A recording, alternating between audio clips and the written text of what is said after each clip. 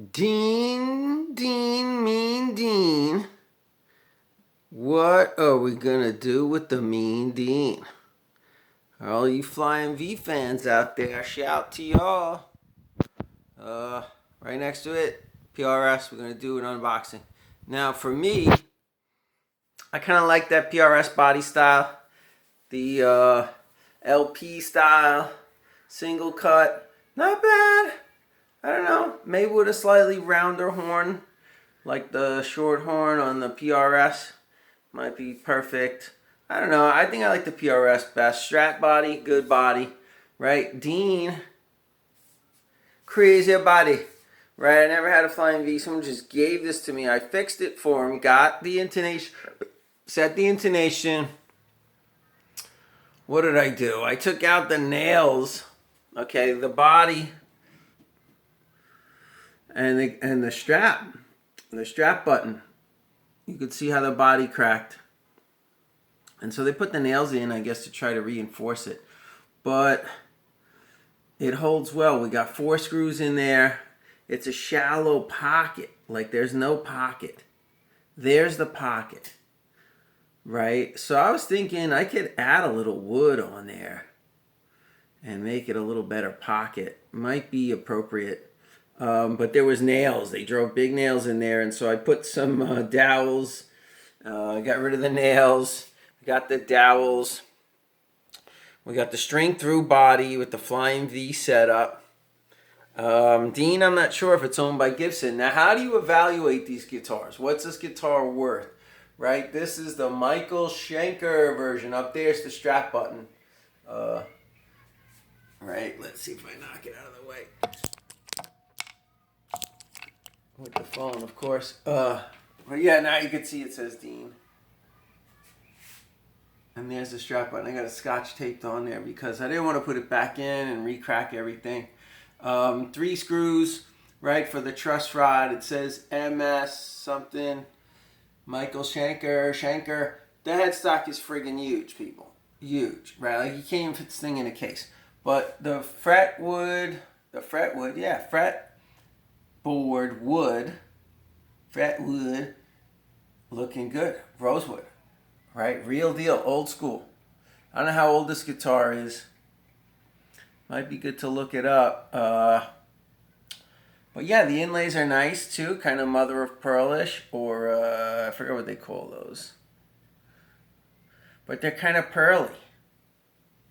They're nice, right? We got 12, 13, 14, 15, 17, 19, 21, 22 frets. This Jackson pickup is hot.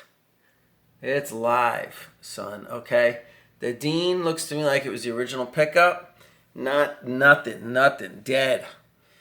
Compared to the Jackson, it's in a whole nother league. So this is probably running about 14 on the multimeter, and then the Dean probably like 3. So they're mismatched, although the Dean might sound pretty good. I don't even know the controls. I think you got 2 volume controls and a tone. I was a little bit baffled, but I'm kind of a neck pickup guy and was good, so the neck pickup was pretty loud, and it was kind of hard to dial in a clean tone on it, but we did get a decent tone. It plays well. When I pull real hard, it'll pull the string over. You see that? So maybe the nut slot needs to be moved in a little. I hate the way the headstock pulls the strings. Look at all that tension. Too much, too wide. It'd be better to have it narrower. Look at the Paul Reed Smith. All right, and this is their cheap Chinese version. I know the lighting sucks and it's a black nut, but if this thing focuses, you might be able to see that. Anyway, you can kind of see the silver strings. They're not pulling off at a wicked angle. They're going straight back, right? So that's better than going totally left and totally right like extreme. So, I don't know. I kind of want to preserve the design. Like, I know you guys love the Flying V, but it won't sit on your lap. Now, I could just get a little clip-on leg stand. It's about 35 bucks more than I thought. So I probably could make one easier out of wood. Who knows? It'll probably take me a couple hours. So probably worth it to buy and try. They don't have the original whatever brand it was, but they do have knockoffs. So I think it'll be fine. I think I could just clip a little leg stand on this bad boy. Boom, boom. And then clamp it on, and then you're good to go. And then you can practice with this thing and put it on your leg and play. Now the strap button, I might be able to put it back in the original slot. They had a long screw. So maybe with a shallow screw, but then you're not going to be yanking on it too much. I was thinking I could, right, either beef up the pocket, maybe add a little wood to the body, surround the top of the neck a little more.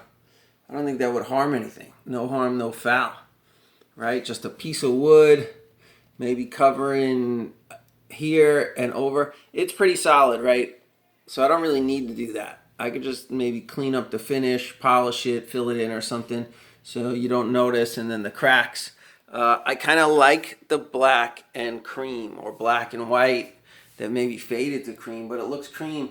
And then they got the wings on the Dean, right? And then opposite, the black on the white and the white on the black.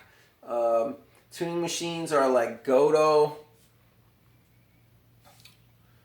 Non-locking, but they're big. And yeah, like I say, it doesn't hardly even fit in a gig bag, this crazy thing. But I like the feel of the neck in spite of the paint. Right, it's a painted neck. I'm not a big fan of painted necks, but it's smooth. It's not really sticky. And they did a black and white deal on it, right, to go with the theme. There you go, made in China. There's the serial number. People, look it up. Tell me what this thing's worth, right? I need to do a video on how to evaluate a guitar, right? There's the tuning machines. What does it say? Goto or something. But yeah, made in China. We got the Dean. It's heavy. The Dean plate. Nice. Right, some more holes where they had nails driven in, which, believe me, did not reinforce or strengthen the body.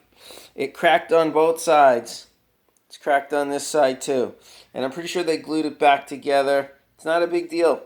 It seems to stay in tune. The problem with this guitar is the mismatched pickups. Also, right, where am I going to put the strap button? The real problem is it doesn't sit on your leg. So if I preserve it, which I'm reluctant to preserve it, it's just too big and gorky. It's a little bit lighter than I imagined. I think my Squire is heavier. The Squire is pretty heavy. The Glary is super light. So light is in, heavy is out. This isn't too bad, but I was thinking if I chop the feet off of it, it could still be a bit of a V. I could make it a way shorter V, and then that would be way cooler. And then maybe I could even use the wood.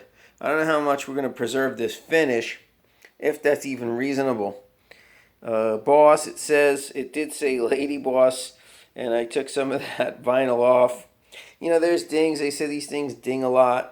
You know, I guess it's good for looks on stage. You want to look cool on stage, but man, I don't want to drag it around, and I don't want to practice on it. It's not fun to play. You can't sit and play with it. That's mostly what you do is sit and play. And right now I can't even put a strap. So if you put a strap and sit and play, you're probably good. So what I was thinking, I could glue onto the body just a little cube of wood or a little extra wood somewhere. Either from here, I could put a little cube, right, and put the strap button. That's probably a good spot for it. And then I wouldn't be drilling into the body. So I would sand off the finish here, right? Glue a cube of wood, a little block to fit right in there, and then the strap button. Is your hand going to hit it? Yeah, no good. So that's the problem there, right? So the strap button, that's why they have it over the top. My hand, I got plenty of room. I could probably put it anywhere along here. But where they have it, probably a good spot. I think that would be a good spot to just glue on some wood. I don't know. I don't really want it to break apart. So you're not going to be doing any, bass tosses or whatever, guitar tosses with this, right, with the locking strap. But yeah, I mean, it's in pretty good shape. It's pretty much original except for the Jackson pickup, as far as I can tell. So I have no idea what it's worth. We're going to do a video on evaluating the value of a guitar. It does have like Gibson pots in there. What did I see? When I opened up the jack, and there was some tape in there we got rid of. But yeah, I mean, it's in pretty good shape. Look, it's for sale. If someone wants to buy it, make me an offer. You guys could preserve it. Because what I'm thinking, and I guess we'll make that the title of the video, what to do with Dean. So I was thinking, and it'll be a lot of work, but yeah, chop the legs off. I could maybe try to make it an ergonomic guitar, right? So if I cut it way back here, maybe at some kind of angle like that, boom. That might be pretty ergonomical.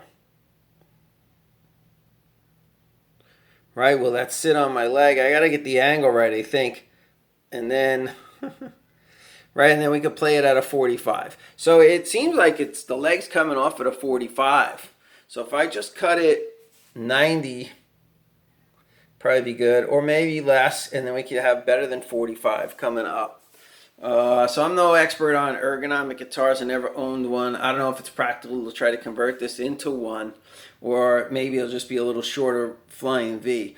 And right, it wouldn't take much. I just got to relocate the input jack, which I think they say is kind of annoying anyway. And then I could probably put a little football jack on the side here or something. Maybe keep the original jack. I don't know. I mean, I don't know how much we're going to be able to preserve this original. And if it's even worth it, does it matter?